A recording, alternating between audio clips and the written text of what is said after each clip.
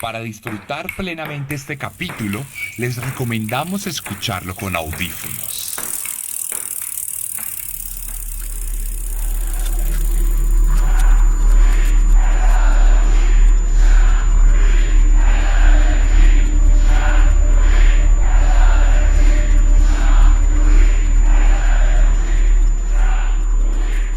El fútbol. Quienes me conocen saben bien que mi corazón es fiel devoto de este hermoso deporte de antiguas raíces y prácticas eternas. Al fútbol debo gran parte de mi personalidad. Forjé mi carácter en las derrotas más dolorosas y conocí el sentido más puro de la felicidad cuando mi equipo levantó las copas que ni siquiera me atreví a soñar. Como los fieles religiosos, cada fin de semana me peregrinaba a las inmediaciones de un destartalado estadio digno de una metrópoli subdesarrollada y caótica.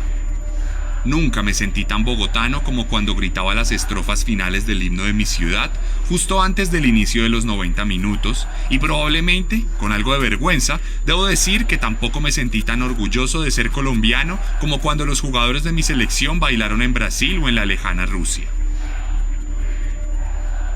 No podría imaginar mi vida sin el fútbol. Probablemente no sería la misma persona que soy y ninguno de mis contenidos existiría. En algunas ocasiones me salí de casillas por cuenta de esa pelotita de cuero, pero al final del día la verdad es que he logrado mantener la cordura gracias a la práctica y expectación de ese deporte hermoso que más que otra cosa parece un auténtico regalo de los dioses. Pero hubo otros momentos en los que el fútbol fue mucho más que fútbol para mí. Recuerdo cuando durante mi juventud llevé mi bandera de Palestina al estadio para mostrar una suerte de apoyo simbólico con uno de los pueblos más oprimidos del mundo.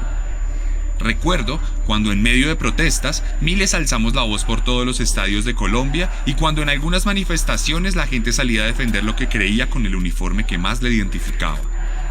Porque al final el fútbol nos permite algo que la sociedad no siempre nos garantiza: la posibilidad de pertenecer. Por eso, en ocasiones, este deporte maravilloso puede ser peligroso. Despierta pasiones incontrolables y con ello puede dejar ver lo peor de nosotros. La violencia es una de nuestras condiciones más puras, y sobre el césped sagrado es donde más sale a relucir nuestra honestidad siniestra.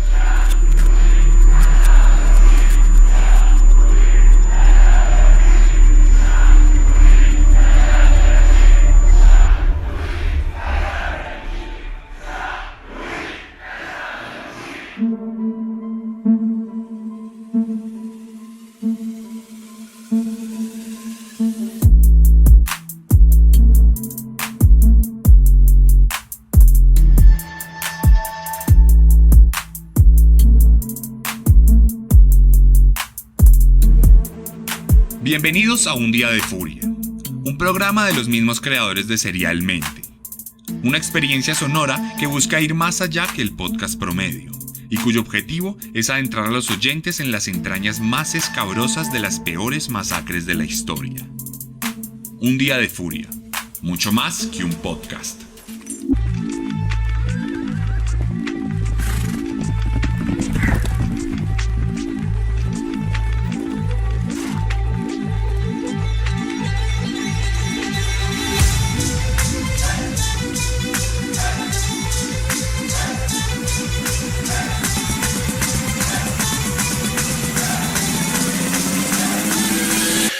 El 1 de febrero de 2012 no era un día particularmente normal en Egipto.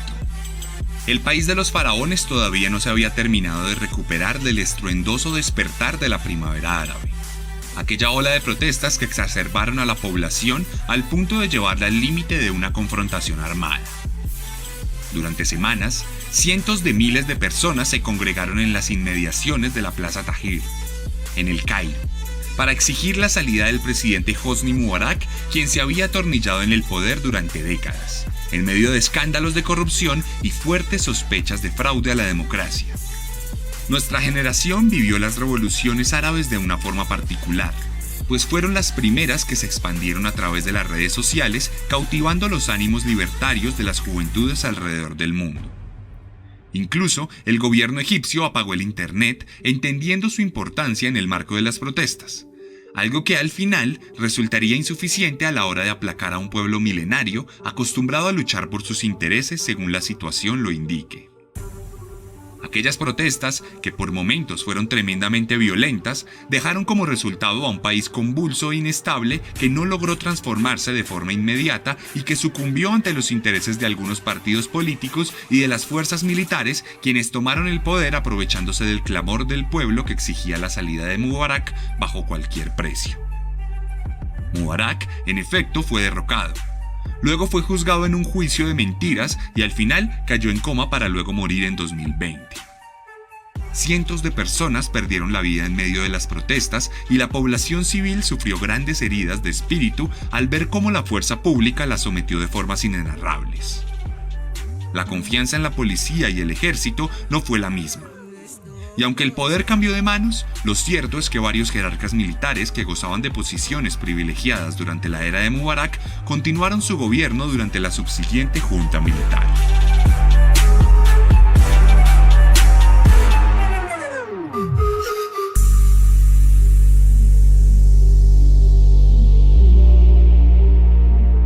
Volvemos entonces a esa noche calurosa del 1 de febrero de 2012. Las plazas ya no estaban atiborradas con miles de protestantes. Las calles ya no mostraban ríos de pueblo incandescente y las noticias ya no contaban los muertos en cada emisión matutina. Ahora volvían a llenarse las graderías de los estadios y los fieles perseguían otro tipo de fervor. Uno de naturaleza más deportiva, pero no menos intensa. Aquella noche, el Ahly, el equipo de fútbol más tradicional del Cairo, visitaba a El Masry, el equipo insignia de la ciudad de Puerto Said. Ahly es el club más grande de todo Egipto y de África entera. Tiene en su palmarés más de 136 títulos oficiales ganados y se dice que tiene más de 50 millones de hinchas alrededor del mundo. Su nombre, traducido al español, quiere decir El Nacional, y su hinchada es reconocida como los Diablos Rojos. Por su parte, el Masry es un equipo mucho más modesto, que a pesar de tener en su vitrina 22 torneos oficiales, nunca ha sido campeón de una liga nacional. Su nombre quiere decir el egipcio, y sus colores verdes fueron elegidos por sus fundadores, unos nacionalistas que en los años 40 pretendían hacer frente a la ocupación británica del país a través del fútbol. Ambos equipos eran dispares, pero esa noche los goles pasarían a segundo plano.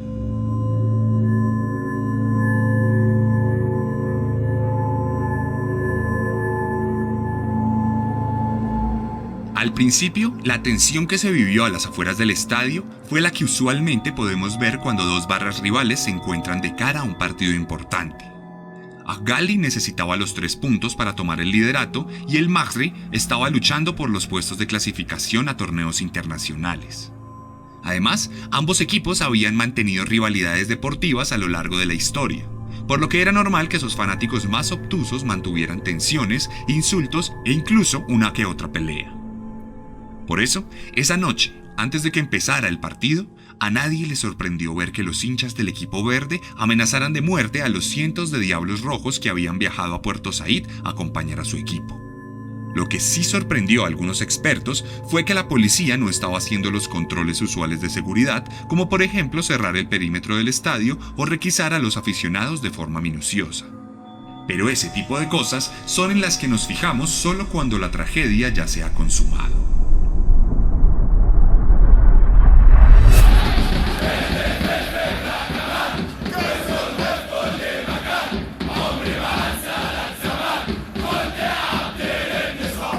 Pero al interior del estadio, el infierno se erigió como suele ocurrir alrededor de una cancha de fútbol.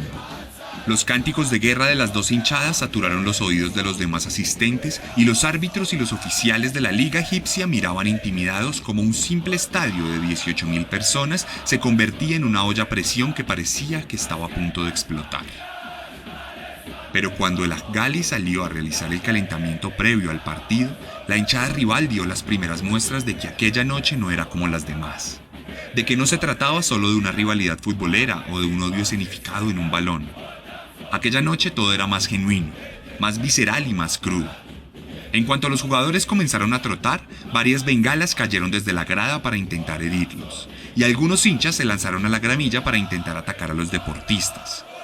La policía impidió tímidamente el acto, y los hinchas, lejos de ser apresados, volvieron a la tribuna a vociferar el odio y la sed de sangre.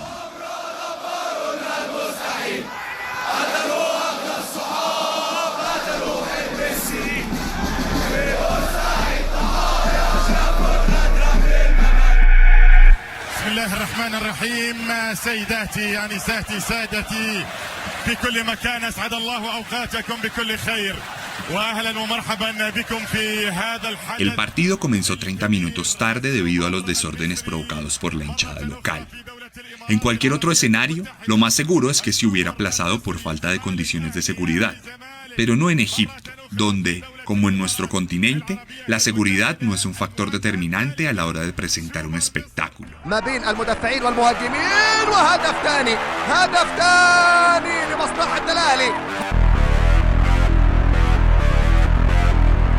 Pronto, a los 11 minutos de juego, el marcador se abrió luego de que Fabio Jr. aprovechara una desatención de la defensa local y pusiera a ganar a los Diablos Rojos visitantes.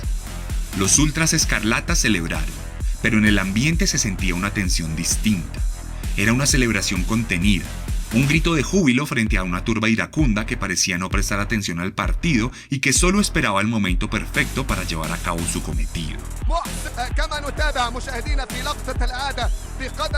Entre esa misma tensión transcurrieron los 35 minutos restantes del primer tiempo.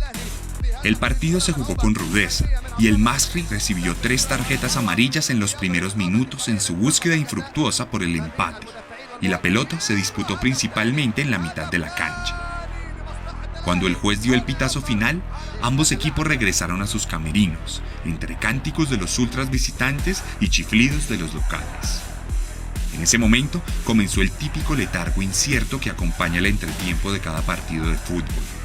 Aquellos quienes ven el partido sentados se pusieron de pie para estirar sus piernas, y quienes saltaron y cantaron durante 45 minutos se sentaron para retomar fuerzas. Considerando la situación, se vivió una calma relativa, aunque la hinchada local hizo pequeñas intentonas de invadir la cancha que fueron controladas por la policía sin que nada pasara a mayores. Digamos que algo típico de un caliente partido de fútbol entre dos hinchadas que se odian en un país subdesarrollado.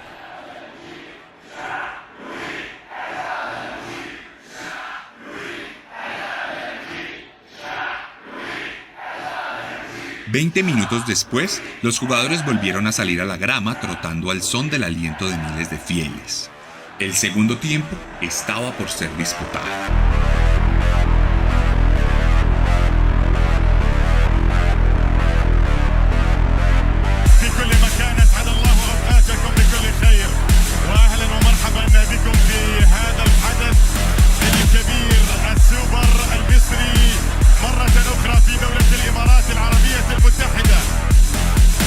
Luego de mucho intentarlo, el equipo local logró el empate mediante un potente remate de larga distancia de Mohamed Zakaria, el centrocampista egipcio que lideraba el mediocampo del Masry, y que ponía a soñar a su equipo con la remontada ante el rival por antonomasia. El sueño se hizo más fuerte cuando un par de minutos después, Hossam Ghaly, el 5 del equipo visitante y referente absoluto de la selección egipcia, perdiera los cabales y se hiciera expulsar con 2 tarjetas amarillas en menos de un minuto. Esta expulsión causó que la Ghaly perdiera el equilibrio y los locales se apoderaron por completo de la ofensiva, al punto que el mismo Zakaria lograría el segundo gol para el equipo verde, que aquella noche vestía de blanco. Este gol no fue cantado con felicidad, no fue júbilo lo que se sintió en las tribunas de Puerto Said, sino un golpe de desahogo histérico y rabioso que, más que expresar la satisfacción del resultado, anticipaba el pandemonium que estaba por estallar. Los hinchas del Masry celebraron mirando a los ojos a sus rivales, amenazantes con sus banderas, sus bengalas y el escudo verde y blanco que cubría su pecho. La tensión era cada vez peor. El estadio de Puerto Said se convirtió en una caldera, y cuando el tiempo de adición estaba por llegar a su límite, Abdoulaye Cissé marcó el tercer gol para el Masry, sentenciando la victoria con un contragolpe que terminó con el arquero visitante acostado al borde del área. Después de esto, no hubo mucho por jugar. el tiempo terminó su curso y el juez levantó las manos al minuto 96 para dar por terminado el agitado encuentro. Y entonces, un verdadero infierno se levantaría sobre los Diablos Rojos. يعني حسام حسن بيشتكي من سيد معوض ضربة حرة خلاص كابتن فهيم عمر بيطلق صافرة نهاية أحداث هذا اللقاء. مبروك لبورسعيد 3 النادي الأهلي 1. البورسعيد ده طبعا إلى النقطة رقم 26. فريق النادي الأهلي عند النقطة رقم 36 والمشهد مشهد صعب جدا لا يعبر أبدا عن قيمة جماهير بورسعيد. تحياتي معلق المباراة هشام فهمي. بعد الفاصل إلى الكابتن حازم الكاديكي.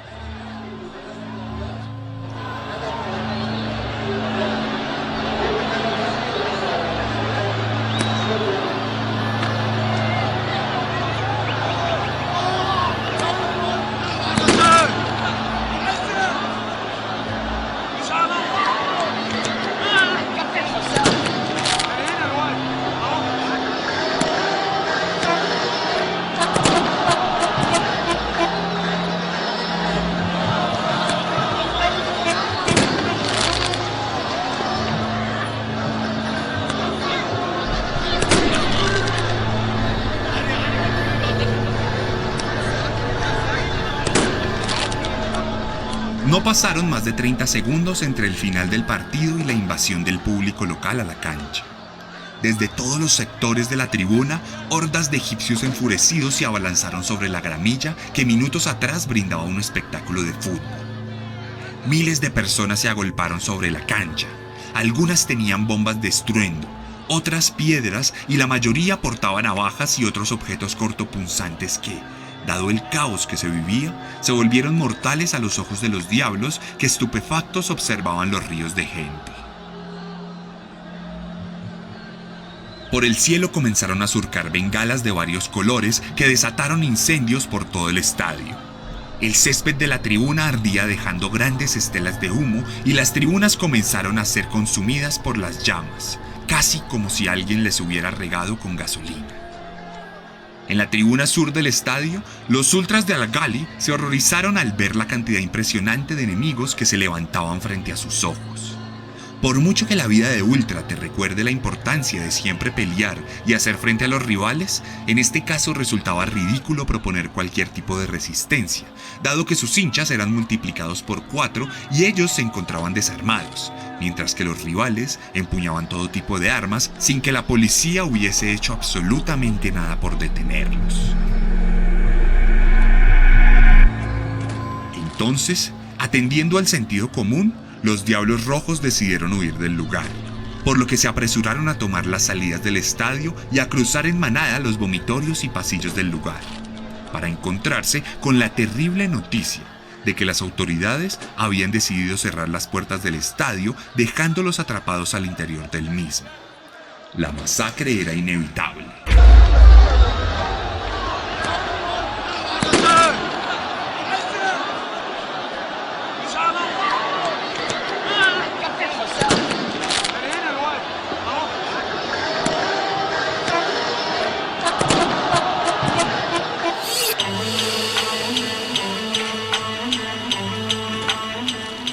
Al interior del camerino de Al-Ghali había un silencio sepulcral que solo era interrumpido por los gritos de dolor de unos hinchas que habían logrado encontrar refugio junto a sus propios jugadores.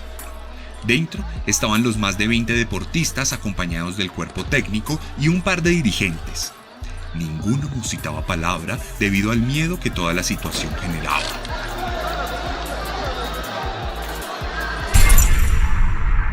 Entonces, como si se tratara de una película de terror, la puerta del camerino comenzó a ser golpeada por la turba iracunda y los jugadores de Al-Ghali sintieron que su vida podía terminar en cualquier momento. Varios se apresaron a contener la puerta, pero en este caso la policía sí intervino y retiró a los hinchas del equipo local, salvando a los jugadores y manteniéndolos en custodia por alrededor de 3 horas en aquel camerino. El lado triste de la historia es que 4 de los hinchas heridos que se habían refugiado allí perdieron la vida ante los ojos de los deportistas, quienes no pudieron hacer nada para salvarlos de las puñaladas que habían recibido. En el mismo camerino donde se materializaron tantos sueños de gloria, la sangre egipcia se expandía como una maldición milenaria condenada a muerte.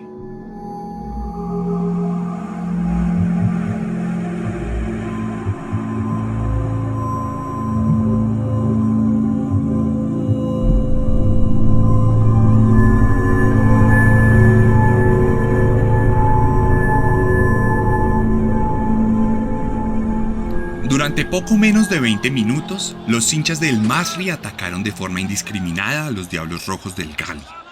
Poco a poco, la hinchada visitante se fue diezmando y los muertos comenzaron a llenar los diferentes lugares del estadio. Algunos perecieron en el mismo arco donde su equipo terminó tratando de marcar un gol. Otros, como dice la canción, dejaron la vida en la tribuna. Pero la mayor parte de los muertos fueron el resultado de una terrible estampida provocada por el actuar de la policía que no quiso abrir las puertas inicialmente. En total, fueron 74 muertos aquella noche. La mayoría presentaron traumas craneoencefálicos y asfixia. Otros murieron como resultado de las heridas de armas cortopunzantes y algunos perdieron la vida como resultado de las llamas que se extendieron. De los 74 muertos, solo uno fue policía y otro un hincha del Masri. El resto, diablos rojos que partieron de este mundo en medio de un infierno, y probablemente se fueron al paraíso por cuenta de las acciones que cometieron un año atrás. Porque aquella masacre, aquel día de furia, no fue un impulso repentino producto del fútbol. La tragedia de Puerto Saíd no fue más que una cruda vendetta que estaba sentenciada desde la primavera árabe.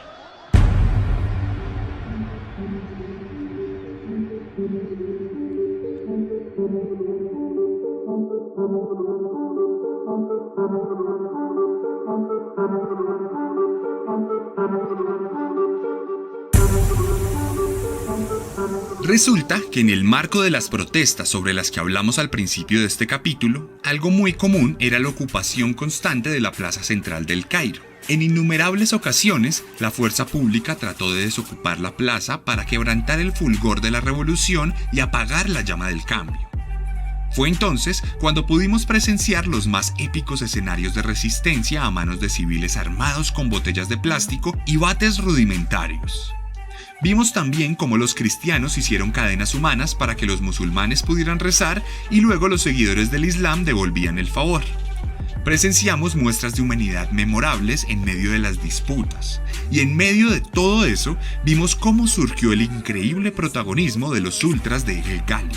Los Diablos Rojos fueron auténticos ángeles que protegieron a los más débiles y que además de estar siempre en la primera línea de batalla contra la policía, fueron fundamentales en las operaciones logísticas del movimiento revolucionario que meses después lograría derrocar al gobierno de Mubarak. Una barra de fútbol como pilar fundamental de una revolución. Un comportamiento idílico por el que el pueblo siempre estuvo agradecido.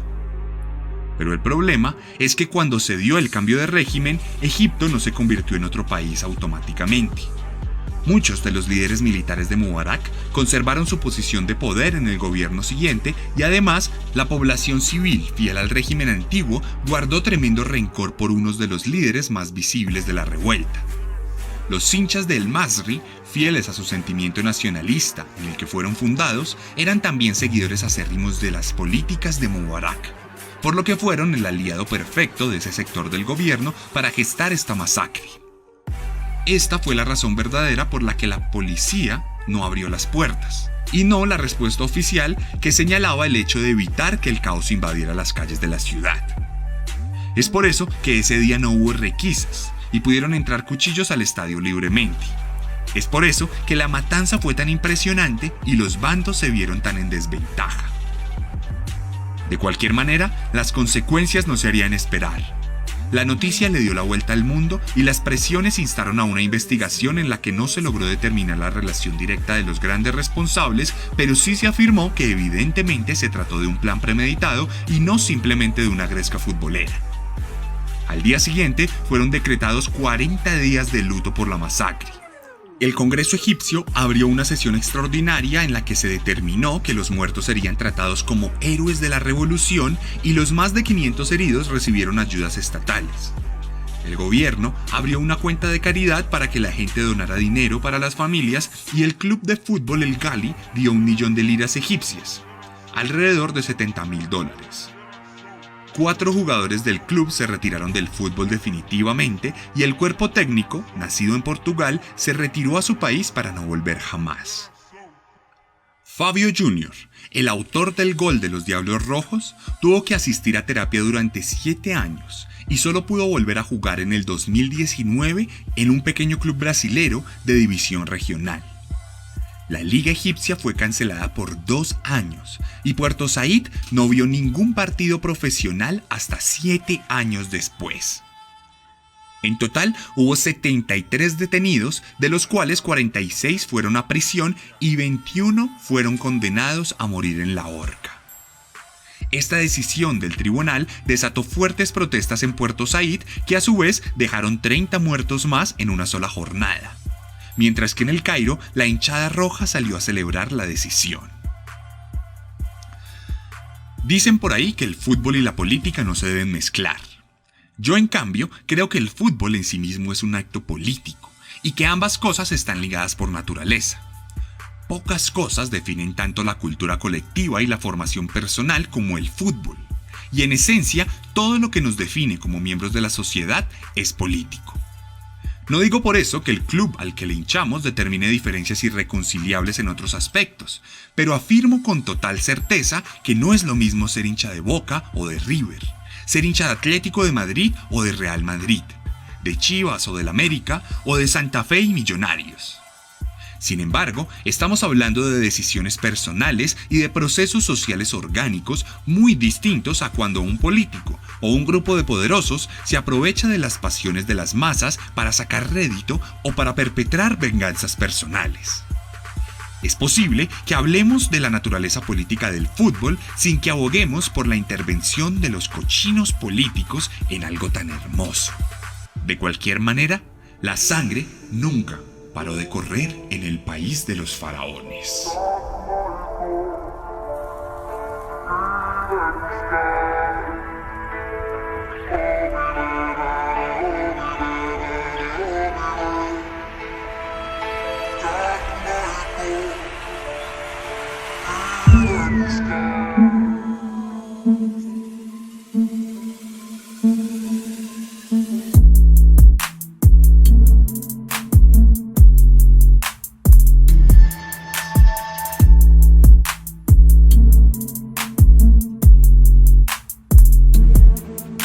Y esta fue la 6ª entrega de la primera temporada de Un Día de Furia. Una propuesta narrativa y auditiva de Pía Podcast y su servidor Sebastián Camelo. Recuerden que si les gusta mi forma de narrar, tengo para ustedes 2 libros disponibles en Colombia y en toda Latinoamérica. Descenso, una novela sobre un viaje psicópata, y Carne, un compendio de relatos caníbales. Además, está para ustedes Herederos de Caín, el primer cómic de Colombia que aborda la temática de asesinos seriales, que tendrá además su 2ª entrega en los próximos días. Recuerden que si quieren alguno de estos contenidos, pueden escribirme a mis redes sociales, @elarracadas, @el_arracadas. Ahí, además, pueden ver contenido extra sobre estos temas, videos sobre la toma del estadio, videos sobre los heridos, fotos de todo lo que pasó en la tragedia de Puerto Saíd. Recuerden que subo contenido semanalmente, y si están en México y quieren algunas de las mercancías de Serialmente o de los contenidos que acabo de contarles, no duden en escribir a chunchosmx en Instagram, @chunchosmx.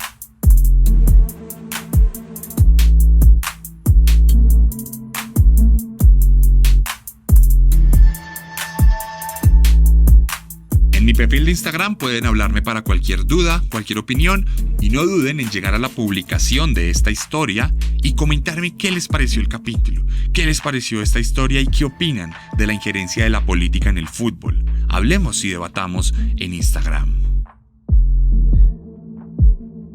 Esto fue Un Día de Furia, cuando el odio se funde en nuestras manos.